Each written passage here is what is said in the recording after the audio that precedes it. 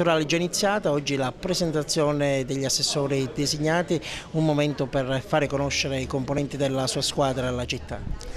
Sì, è un momento in cui noi crediamo, insomma, di offrire anche risposte alle tante domande sul cosa fare e con chi farlo, come farlo e quando farlo lo decideranno i cittadini agrigentini. Noi dobbiamo fare in modo che le famiglie tornino ad essere il nucleo fondante di questa società, ma non isolate dall'altro contesto, e crediamo che in questo tutti e tre gli assessori designati, ma anche gli altri, manterranno questo profilo.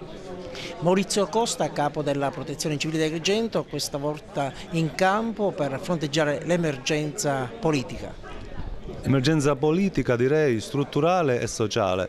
Mi hanno chiesto un contributo, quindi la mia esperienza tecnica e umana la metto a disposizione di questa squadra per poter cercare di migliorare un po' il quadro della vivibilità di Agrigento. È un percorso difficile, un percorso impegnativo che parte dalle strutture per arrivare al sociale. Professoressa Mancuso, lei in pensione avrà tutto il tempo per dedicarsi all'attività politico-amministrativa del Comune di Agrigento. Il tempo, la voglia e l'esperienza che mi ha dato tanto la scuola e il volontariato, e questo io voglio metterla a servizio della gente, perché io voglio essere a servizio, non devo stare in alto, devo stare in mezzo, e la scuola secondo me ha una priorità assoluta, perché una società civile è scuola, è cultura. Senza scuola abbiamo i giovani che ci ritroviamo, non possiamo lamentarci. Quindi noi dobbiamo stare vicinissimo ai giovani, e cioè fare in modo che loro vogliano partecipare, dobbiamo trasmettere voglia di partecipare. Uno dei suoi principali obiettivi è quello di snellire la macchina burocratica. Sì, è uno dei principali obiettivi, non solo mio ma anche quello del futuro sindaco della città di Agrigento, Mariella Lobello.